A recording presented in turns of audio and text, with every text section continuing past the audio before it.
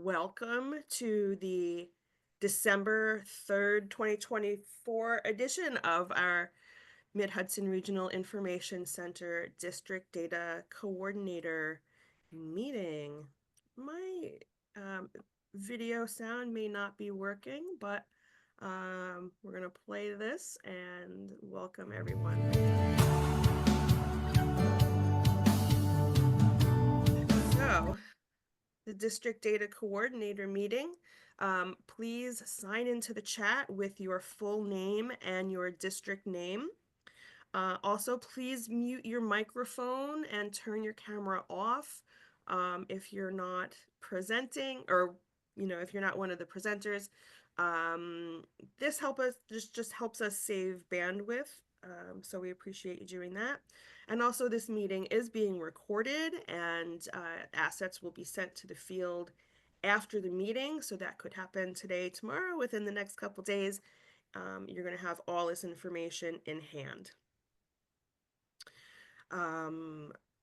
So we are welcoming you, and we're happy you're here. We are going to do the due dates and timelines next.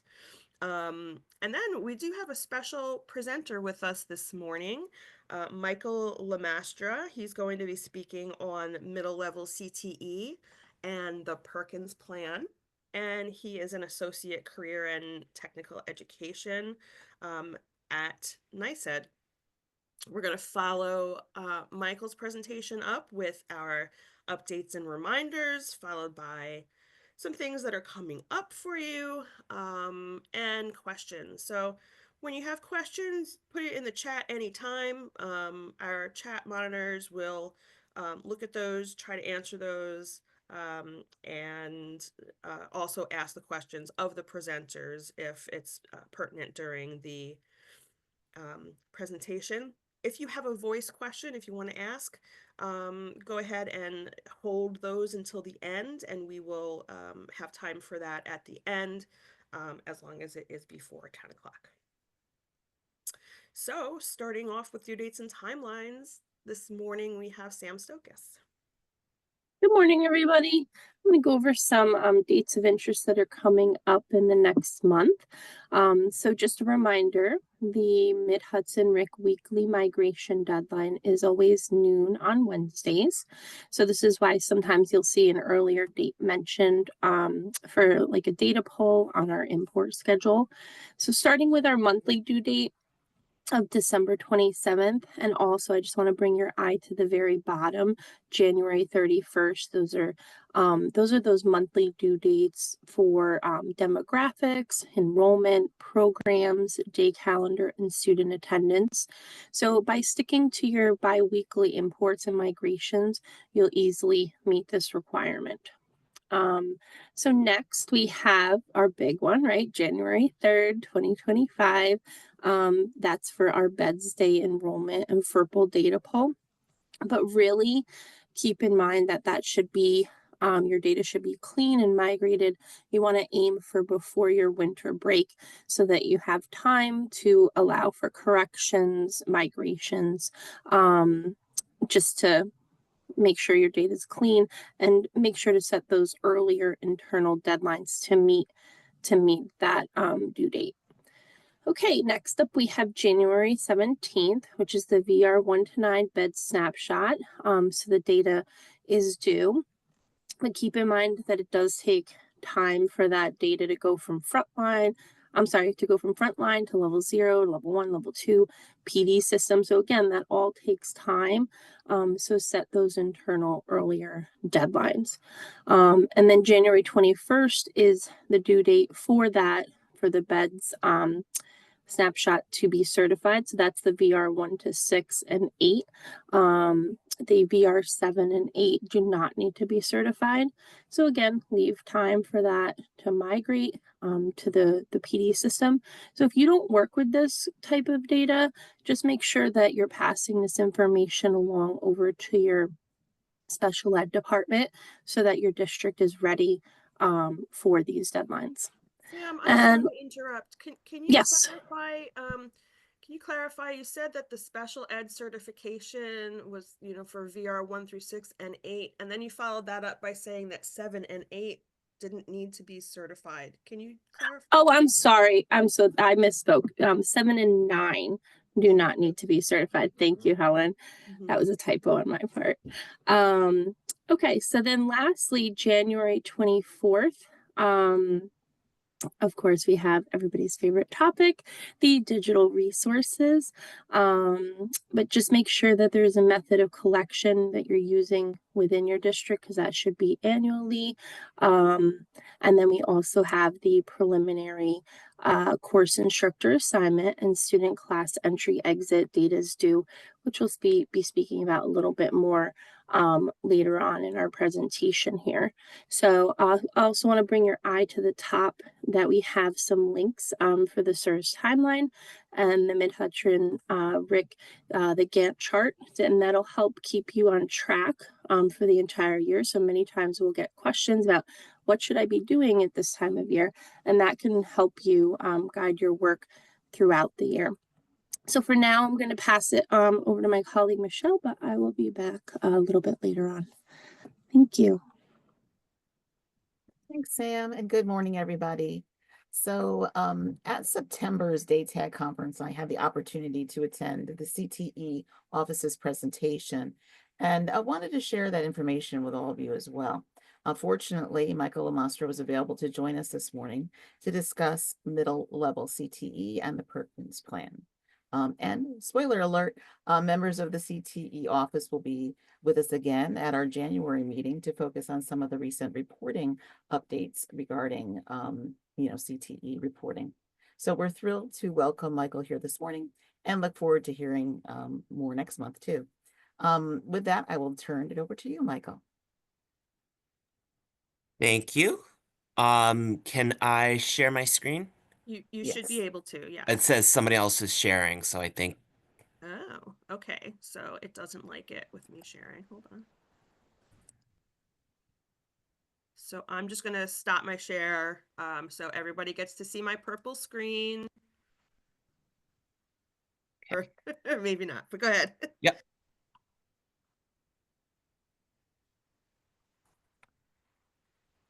All right, you can see my screen now, right? Yes. Listen to slideshow mode. All right, well, thank you so much for having me. Like Helen and Michelle mentioned, my name is Michael Amastra. I am an associate in the Office of Career and Technical Education. I provide support to schools throughout the state in the areas of business and marketing education, work-based learning, and middle school CTE. So today's presentation is primarily going to focus on middle school CTE with a little bit of an update on our Perkins plan, just so you can kind of see kind of what's next with that. Um, so to kind of start and give us some context for this meeting and the January meeting, I think it's important to understand what CTE is, because it's happens in pretty much every school setting, and is probably more widespread than a lot of people think. So it's a kindergarten through adult program of study, which includes rigorous academic content aligned with CTE subject matter and uses the CDOS learning standards as a framework. And there are 7 CTE content areas.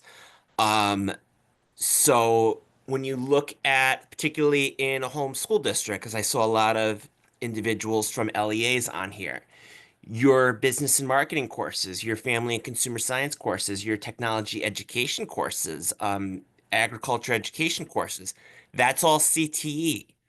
Um, CTE is not just something that takes place at the BOCES, although I will say our BOCES do provide some excellent CTE opportunities for our districts that they may not be able to offer in-house, such as health sciences programs and trade and technical education. And as of 2 years ago, computer science education is now considered a CTE content area. So the reason for showing all of this is kind of a preface is that CTE is very wide-reaching and it exists in pretty much every school setting. And as I get into the middle school CTE requirement, this is one of those things to kind of keep in mind because CTE is likely taking place in your schools. So the middle school CTE requirement. So there is a requirement in commissioner's regulations that all students by the end of grade 8 complete 1 3/4 units, or that equates to 70 weeks of CTE instruction. It can begin as early as 5th grade and must be completed by 8th grade. And instruction can be in any of the 7 CTE content areas I showed on the last slide. And by the way, you will get this slideshow afterwards, as long as it's delivered by teachers certified within that content area. So there's a variety of different ways that this can be scheduled. I would like to say there's lots of right ways to do it. So it may look a little bit different in terms of, what courses you offer, at what grade levels, how many weeks, but it's all career and technical education. So one thing that we are focusing on, and this is going to tie into some of our Perkins Plan work later on, is and this really isn't a new thing. These this came out about 5 years ago. We did send a reminder about it earlier this year. So when you are doing course coding for middle school CTE courses, these are the course codes that should be used. So you'll notice there are 14 different course codes. One is 2 for each content area.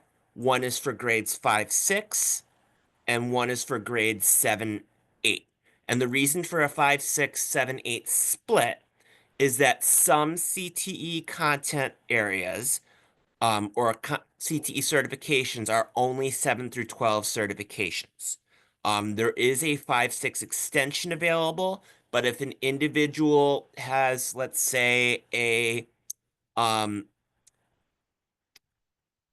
a business CTE 7 through 12 certification without the extension, they would not be able to teach 6th grade business, or computer skills or whatever class you may call it at the local level.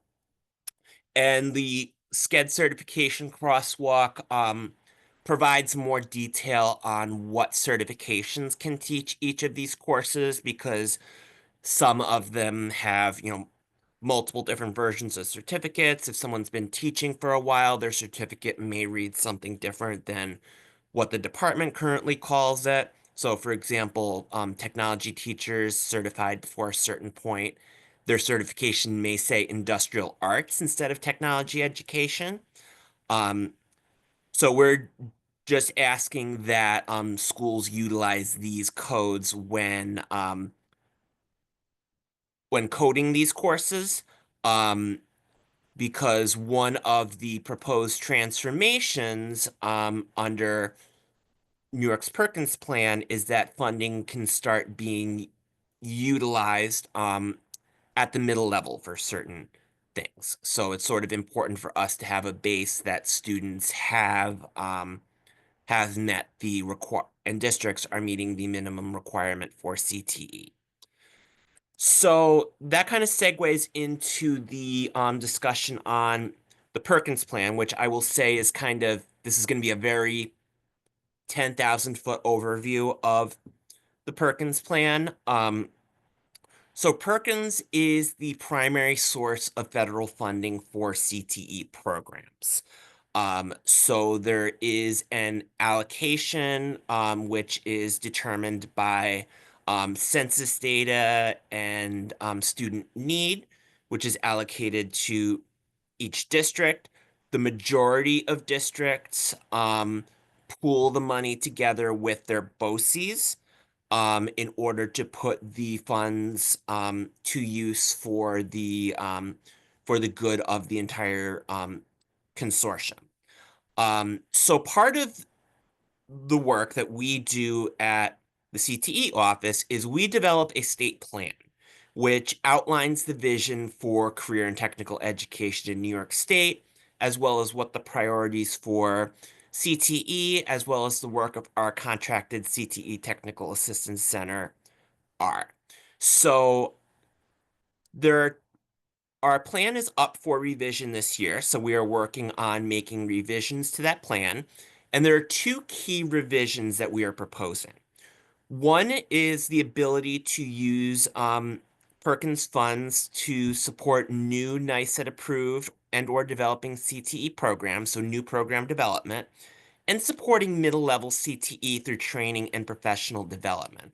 We wouldn't be able to utilize it towards staffing and some other items because we have to be careful about the because federal funds cannot supplant local funds and local requirements. Um, so there is if you are interested in learning more and you have time later, there is a um, there is a public hearing which is actually taking place tonight virtually. From 4, it says till 6:30. It probably won't go till 6:30. It will be recorded and I believe it will be posted as well. Um, so that will be an opportunity to learn more about the New York State Perkins Plan. So I know I went through a lot in a very limited period of time, but I am happy to, if there's time, I can answer questions that you may have. I'm also happy to, because I know questions sometimes percolate and come up later. I am happy to take emails as well with any questions that you have as well. So thank you. Thank you so much, Michael. Now, I saw also on the slide, December 17th. So if they cannot attend the December 3rd, there's another one on the 17th, correct? Correct. Okay. And Thanks for pointing that out. we're quiet in the chat. We do So- have time for questions if anyone would like to ask. Oh, there is one now.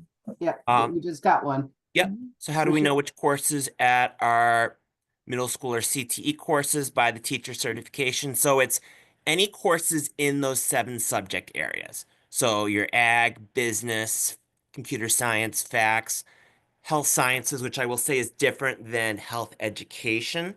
That's a separate requirement. Technology education and trade and technical education. So that's pretty much how you would know. Under Perkins funding, as I understand it, a district must have 3 CTE programs to be eligible for Perkins funds. Is this possibly changing?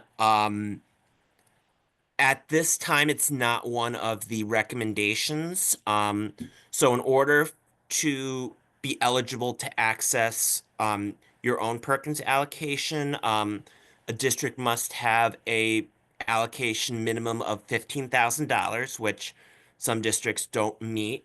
And they must also have 3 NICET approved CTE programs in 3 different CTE clusters. We did do some stakeholder work with our content advisory panel for Perkins, and it's not something that is being looked into being changed at this time.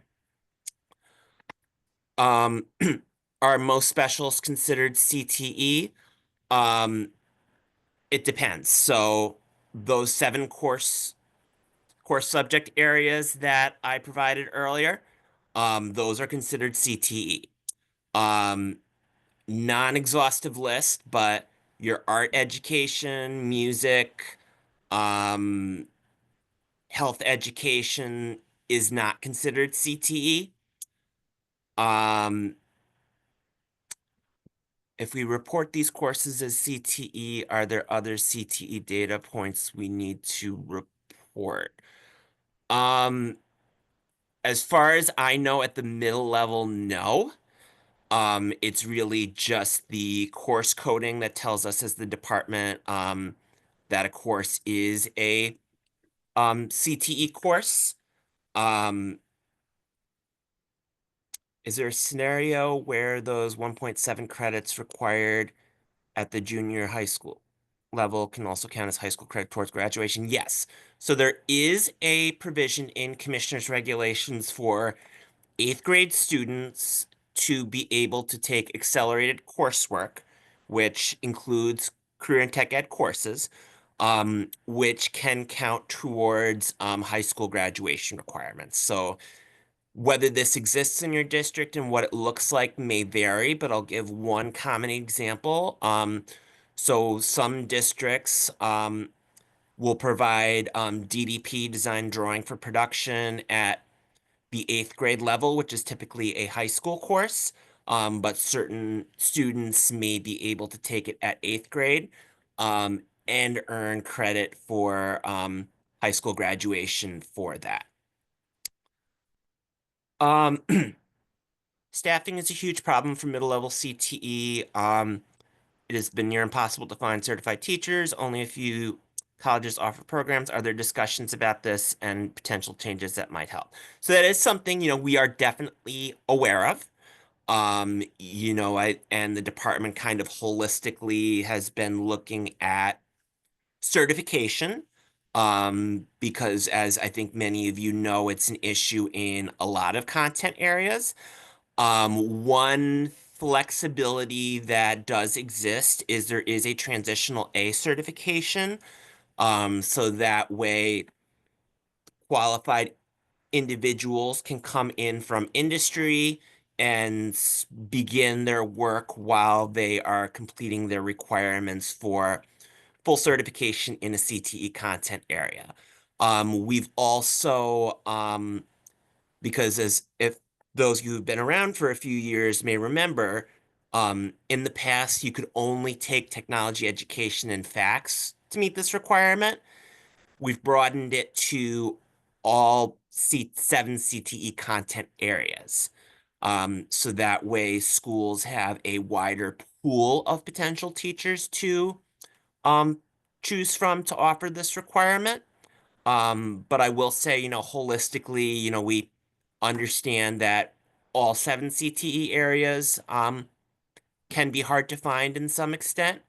Um, and we are offering as many flexibilities as we can with, the anticipation that the department is, continuously actively looking for ways to help in this area.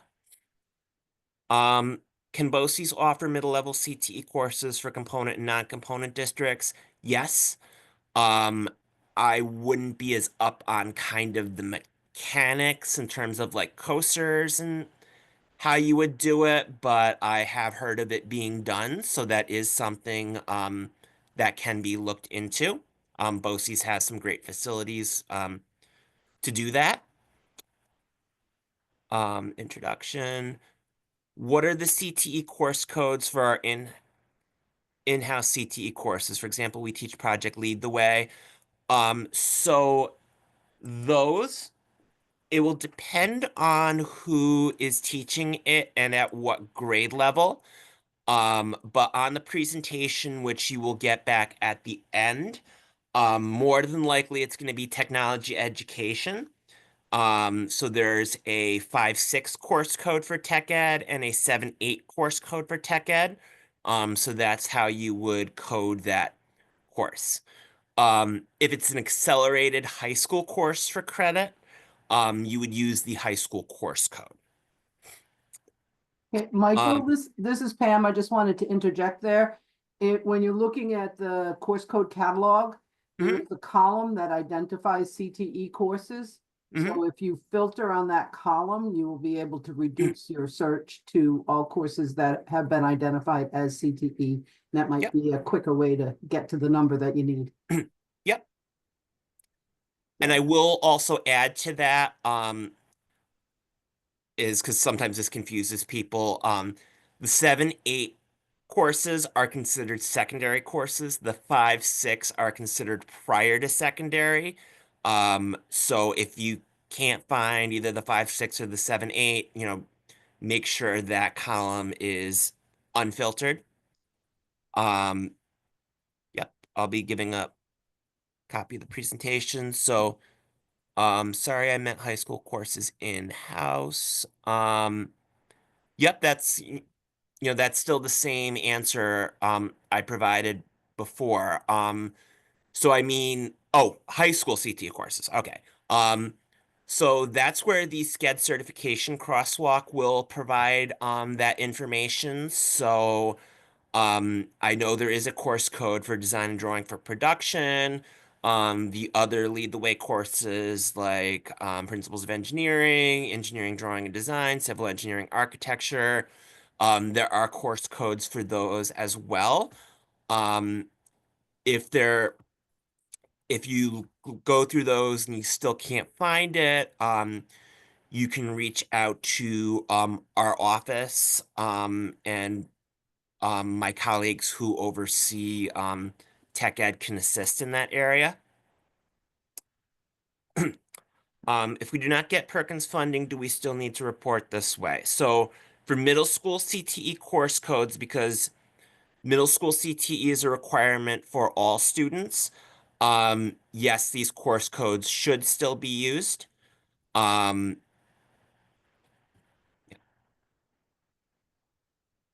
and I'm at the end of the chat. Mhm. Thank you, Michael. Thank you so much for joining us this morning. We really appreciate it, and we look forward to hearing more next month. And if they have their contact information, so like you said, if folks have questions, they can also reach out to you. We appreciate that. Thank you All right. so much for your Thank you very time. much. Great. And Michael Bye-bye. just shared his contact information right in the chat. So thank you. All right. So coming up next, maybe take a breath, shift gears a little bit. We have updates and reminders, and we are going to start off with our special services team. Sarah. Hello and good morning, everybody. My name is Sarah Liner from the Special Services team, and I just have one brief reminder for you all today. I'm just reminding you about our Bed Stay October snapshot. Sam Stokas did touch on this a few minutes earlier, but I'm coming at you from the Special Services team. So just as a reminder, the certification for the snapshot is Tuesday, January 21st, 2025. That means that the last migration date is Wednesday, January 15th, 2025. So do make sure you are migrating this data routinely so your special ed offices can verify that it's making its way to the PD system in order to be ready for certification. In addition to that, if you are seeing errors relating to not only the bed stay snapshot in level 0, but also any other special ed data within your program fact information or even enrollment information, do let your special ed office staff know so they can work on those errors and get them resolved. That way they're all ready for certification. And that's all I have for you today. Thank you so much. Thank you, Sarah. And here's how you can contact special services if you have any questions for them, and be sure to check out their newsletter. Next up, we have our testing services team. I'm not sure who's presenting today. John? That would be me. Yes. All right. Hello, everyone. John with testing here. Got a few updates, so let's get started. All right. So August regions, nice to tell they've both been exported. Nice to tell we'll do our monthly exports as usual. But if you see any tests missing, you know to always reach out, let us know. And same with the nice to tell answer sheets, and actually January as well now. If you need more answer sheets, let us know. But January regions, the sheets and rosters have been printed, and we are delivering those now. So as you receive them, if you do find that you need more, let us know. All right, so with the 3 to 8 CBT in paper, the CBT simulation poll is going to be this Friday. So level 0 demographics enrollment have to be migrated by December 4th in order to be included. I I'm almost certain most of you have done this already, but if not, please make sure to do so. And if you get, say, a bunch of students and you want to get them included, you still have a chance to migrate once more tomorrow. But that's it. After that, they will have to be added manually. And once the students are loaded, the students' classes and test tabs for the simulation will open on December 19th. That's when you can start adding in any missing students, and you can assign them to classes and prepare them for testing, login tickets and all that, which we will discuss more as the simulation comes up. And then, as I was saying, any students who are not reported in time will need to be manually entered or transferred if they were reported by another district prior. And if you can't manually enter them, let us know because we can handle the transfers. And final thing for CBT is the CBT tech readiness. That is supposed, or it must be completed by December 27th. And it must be completed for each school building in Nextera. This can be done by district level users or building level users. So. All right, and then with the NYSA students were loaded as of November 18th. So if you have any students that aren't showing up in Kite, they'll have to be manually entered, or you can do an enrollment upload if you have a severe number of them. Otherwise, you can begin rostering, completing first contact surveys, and personal needs and preferences profiles in Kite so you can prepare the students for testing. And that's all the updates we have for it. If you have any questions, know where to reach us. We have our newsletter there. Oh, I do see a question in the chat. The way to check if tech readiness has been completed. Yes. So if you go into Nextera admin and go in the help tab, there is the technology readiness. Just make sure you have a school building selected and you can see if that building completed. It'll have checks in all the boxes if it's done. If not, all the boxes will be empty.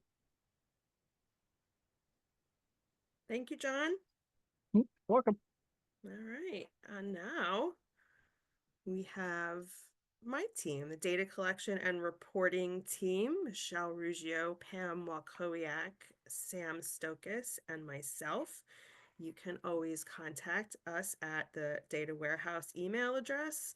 And you can submit a ticket to us either that way by sending us an email to data warehouse, or you can click here, submit a ticket, and there'll be a form that you can submit to us. And today, we're going to start off with Pam. And she remembered to unmute herself.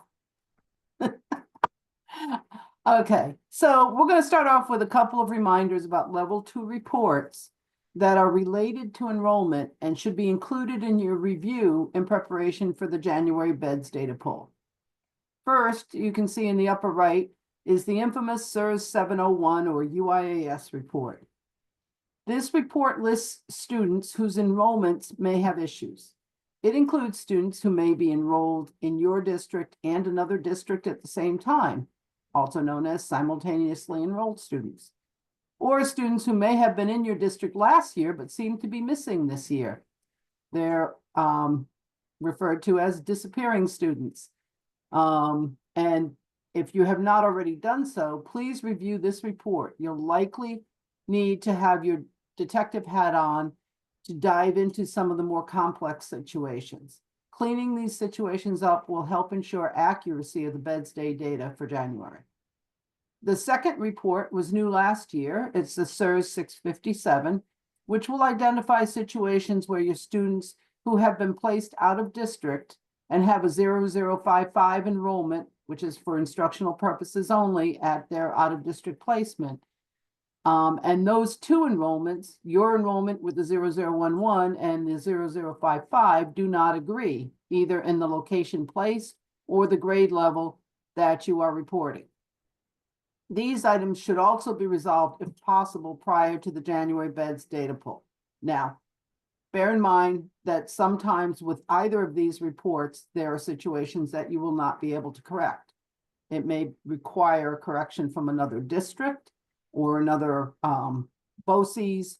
So it's important to review it. Just keep in mind that you may not always be able to fix everything yourself. You can always contact the other district or BOCES to see if it can be resolved. And sometimes they're just situations where it's information that you need to know, but you're not going to be able to fix it. So always keep that in mind. You can check with us if you have run into a situation like that, and we can help to confirm or deny that anything can be done.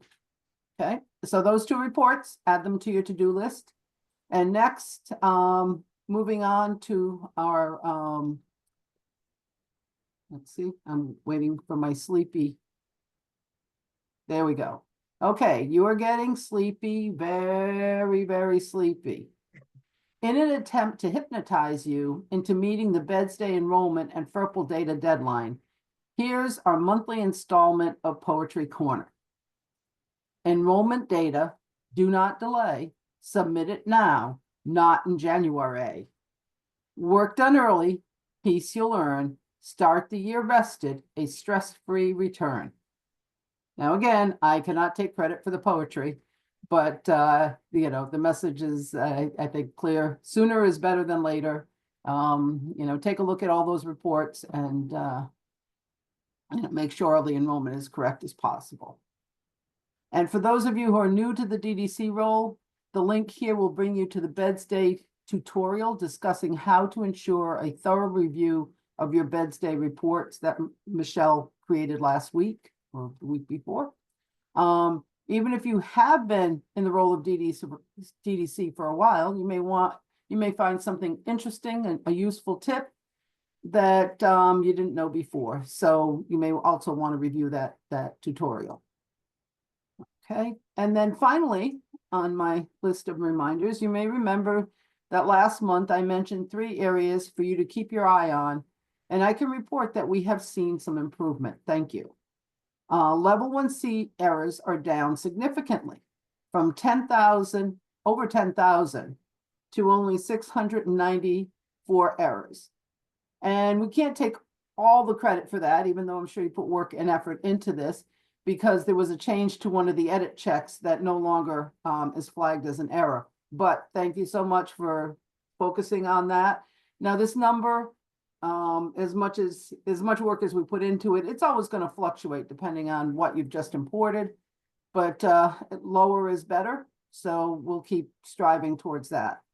And the warning errors are still up there, although we did drop from almost 28,000 down to 25. So please keep plugging away at those, and also recall in this area, there are some that you will not be able to fix, but we want to get it down as low as we can.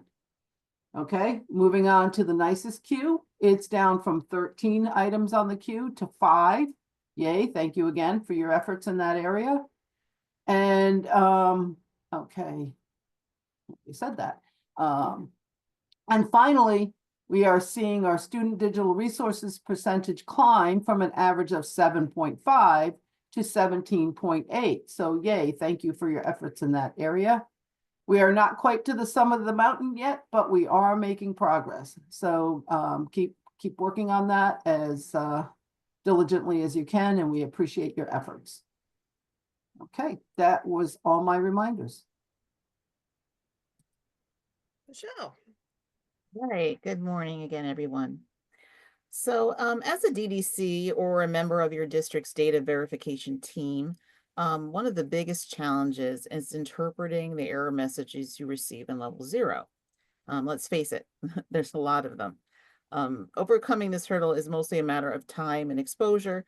The more you see and do, the easier it becomes. However, we'd like to try to ease the burden a bit by sharing some tips and best practices. In fact, you may see this segment pop up in future DDC meetings as time allows. So NYSA does have a manual where all level 0 and level 0H, level 0 historical errors are listed. Each error message is coded with 2 letters followed by 4 digits, where the 2 letters reference the domain where the error occurs. So EE for enrollment, PS for program fact, etc. The manual is available from the link on the slide and is listed on NYSED's vendor page, also linked there. It's important to note that the manual is typically updated each time there is a new release of level 0. And also for level 1C, some of those error messages and warnings, if you look at the end of the report, sometimes it will show you the text from within this manual to kind of go along with the errors that you're seeing on your level 1C report as well. And when you search this manual, so if you use this manual and you search the manual for the error you've received, it will provide some context as to why the error is occurring. Although the language used is more technical in nature, it can assist you in troubleshooting. But as you probably have already figured out, sometimes there's more to the error correction process. To fix an error, you need to know what source system or source systems are involved. Is it stemming from the SMS, frontline IEP, your financial management system, etc.? Or perhaps it's a combination of source systems. If the error is not fixed at the source, it will keep popping up after each new import to level 0. Additionally, one error can have multiple causes.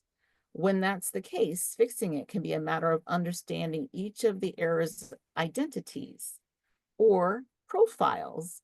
As Dr. Christina Hoyt from Newburgh, she recently referred to these as profiles, error profiles. And I liked that terminology because it really does fit. So let's dig deeper and profile one of our frequent flyers, the PS3091 error. So there is the PS3091. I'm sure you've all seen it. A preschool student with a disability. Program code can only have one associated enrollment code, with one of those grade levels during the same time period.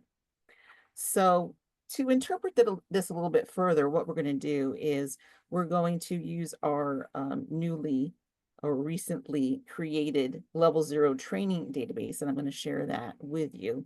And we're going to kind of take a closer look at this PS3091 and some of the profiles. So let me go ahead and do that for you.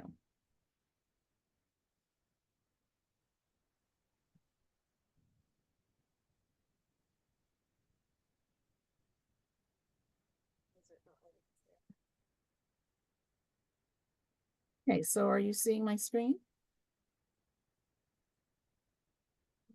Yes?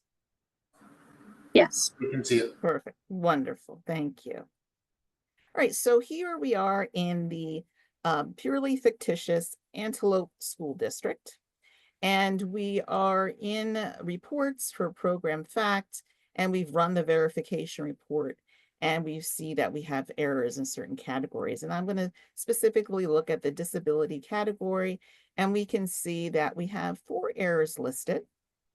And they're all the PS3091 error.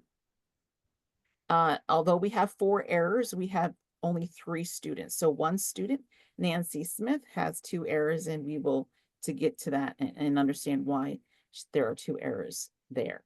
All right, so let's take a look and dive into these and see again what these profiles are and why the error is occurring. And it can be for, different reasons.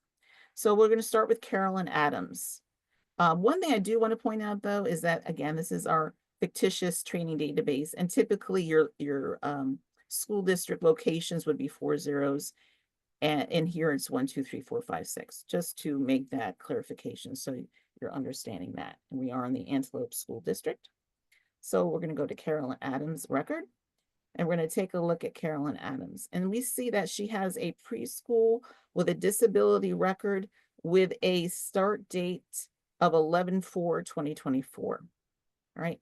And when you're looking at that error, and when we're looking at a verification error, and we're looking at the error itself, you see it's mentioning disability, but it's also mentioning enrollment, because the verification error is going to look at different domains that are dependent or interdependent.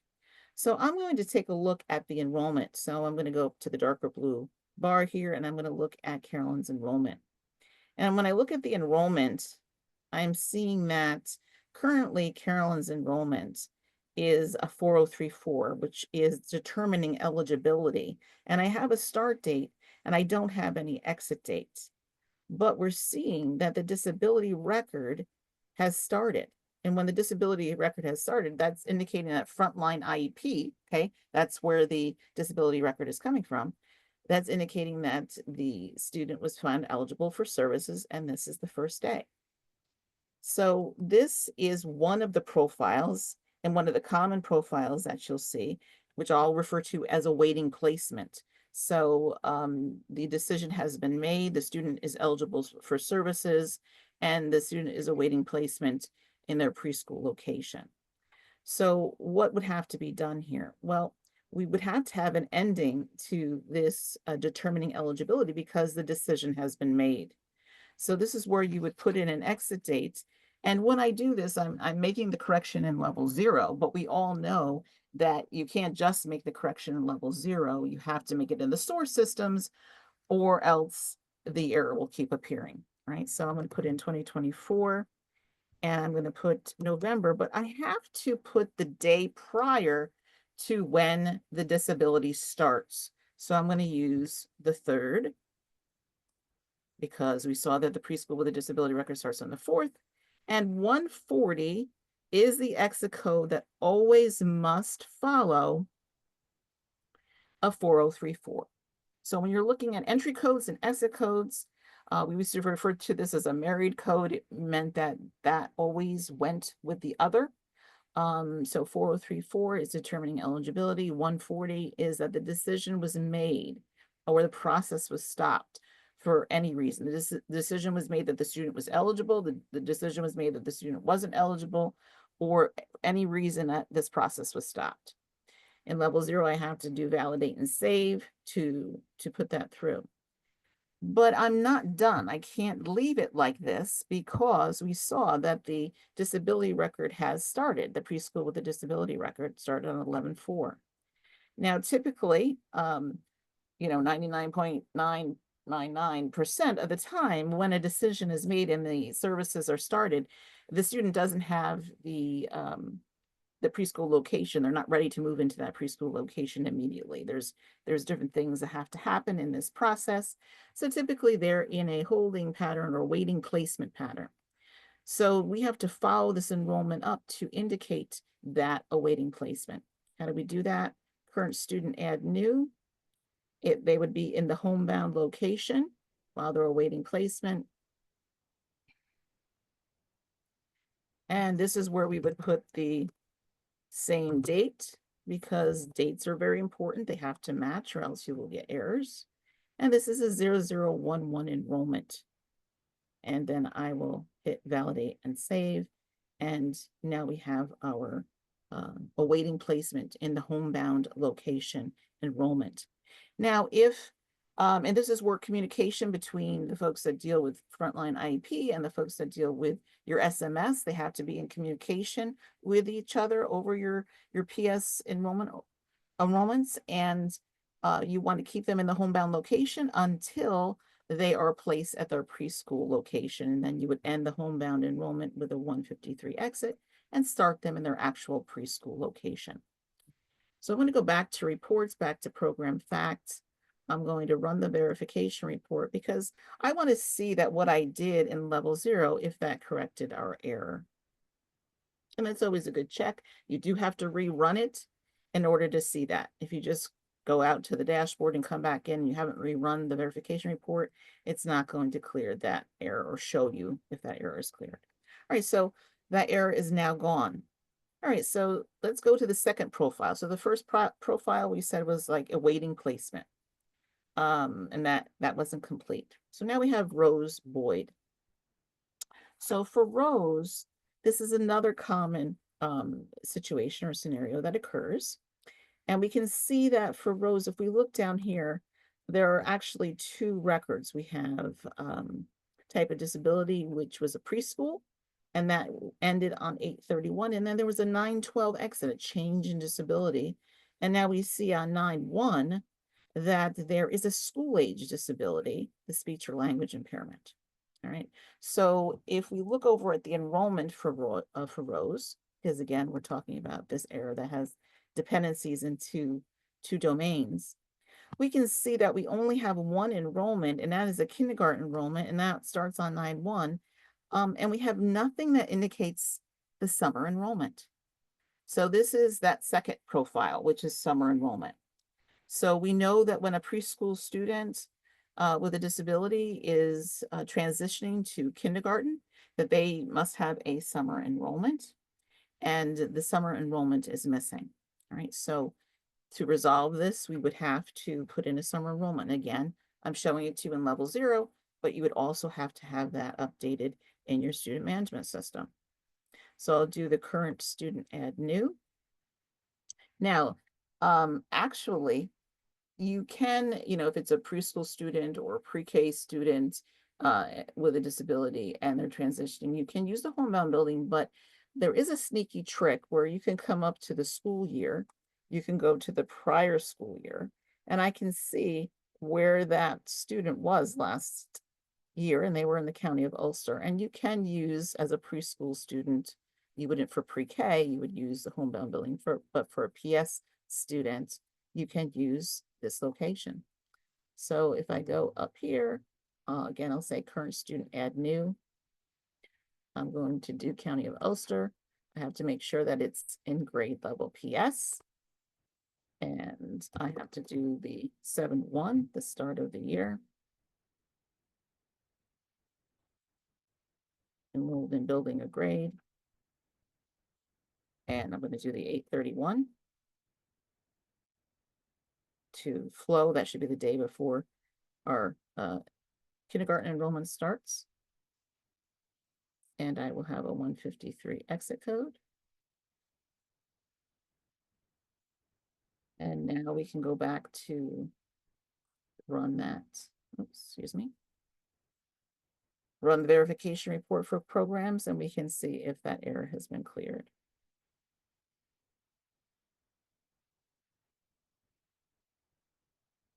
And it has. So the last one I want to show is one where, and you'll see it'll appear everything is in place, but not quite. So here we have a student who had a preschool with a disability, and then they went into pre-K. And we can see that the preschool with a disability record starts at 8/14. If I look at the enrollment for this student,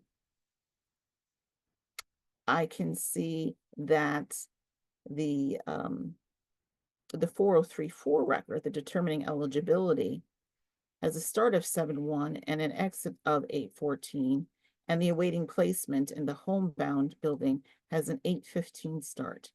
And like I said, it's got to be very specific with dates or you're going to get an error. And the issue is that the disability record started on 8/14, not 8/15. So if we go back to the enrollment, the homebound record needs to start on 8/14, not 8/15. And that's why we have two errors, because if we look at the 4034 and the 140, that has an exit date of 8/14, and that's going to have to be an 8/13, right? Because it's got to be the day before. So if I change that to 8/13, and I change this to 8/14,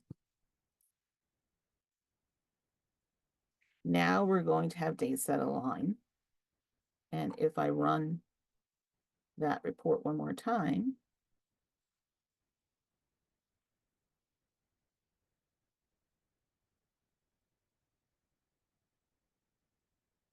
it's still running, then we'll see that we have cleared the errors out of our disability category. So that profile I like to refer to as, dates out of alignment. So we've looked at 3 profiles. There are more reasons why that PS3091 can occur, but these are 3 common ones that you'll see, which is the awaiting placement where the 4034 hasn't ended, the summer enrollment where the summer enrollment hasn't been reflected, or where you have dates that don't match up. So again, the the errors or the reasons for the errors could be in frontline IEP on that side. It could be in the SMS, or it can be in both. So communication is needed to resolve these errors. But that gives you a little bit of an idea as to the error resolution process and how you can go about troubleshooting. Are there any questions? I'll stop sharing. We're gonna No actually question. Zoom cash right now if there are any, because Oh. we are gonna go over time. So Sorry. the following slides we're gonna zoom through really quick and attempt to get them, you know, into this. If you need by 10 o'clock, we understand that. We are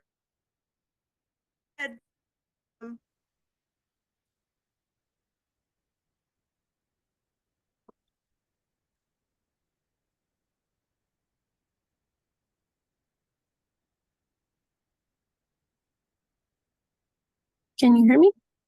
yes. Okay, sorry about that. A little choppy there. Okay, so I'm just going to go over quickly some of those due dates I spoke about before. So the preliminary CIA and SCEE deadline. So just again, review your data. Now you can use that SIRS 330 report. It's a little clunky. So I just wanted to remind you there is a level 1 report. And if you search CIA or SCEE, that will pop up right on level 1, and it's very user friendly. So definitely check that out. And then also to help with the digital resources data poll, you can use the SIRS 336 to see what has been reported thus far, or there's the data quality level 1 report, which will show you the records as well. All right, so moving on. So we're going to look at some items that are coming up for the data warehouse. So in January, we're going to release a new format of our monthly task list, which has been long awaited. So after our meeting today, we're going to be sending out our December task list with the rest of the meeting assets. You're going to notice that the December task list is a more streamlined and more specific to the month to help you focus on this month's items. So we hope that it'll help with your data work. And for now, I'm going to pass it over to my colleague, Helen. Thank you. Thank you, Sam. Okay, so some of you have already received this form and some of you have already used it, which is amazing. We went ahead and we upgraded our level 0 account form recently, and we are going to be sending this out with the meeting assets as well. So you can please discontinue using any old level 0 account forms that you have, and please only use this one going forward. It is available on our website, so you can download it if you want. We are going to be sending it though. So you'll notice that this is a fill-inable PDF. All of the blue fields you can type directly into. And we request that you do this when you are using this form. Go ahead and fill it out on your computer and then print it for the signature. This helps us know exactly what it is you are asking for, and it, you know, removes any kind of error that might happen because of handwriting it. So please go ahead and use the fill-inable aspect of it. Let's see. Yeah, so the fields that are in red are required. You'll notice the signature area, it does not have a red outline. That's just because we're asking you to actually physically, with your hand and a pen, sign it. So you can, down here, it used to be, you know, a whole big thing of check boxes. Now it's just radio buttons. So you can choose one radio button per row here and one radio button per row here. And that's it. There is a custom field. So if any of these access types and access levels do not suit you, you can do a write-in. And then of course, when you're done, go ahead and send it back to us. Thank you. the DDC meeting dates and recordings. Here is a list for you. If you have not registered for future meetings yet, you can do so with these links. And the link for today's video will be included in next week's session. So unfortunately, I don't think we have any time for questions today. If you would like to ask us any questions, you can certainly feel free to send us a note to datawarehouse@mhric.com. And we will look forward to seeing you again next month, January 7th, at 9 a.m. Until then, we wish you happy holidays and a happy new year, and we'll look forward to seeing you then. Bye. Thank you.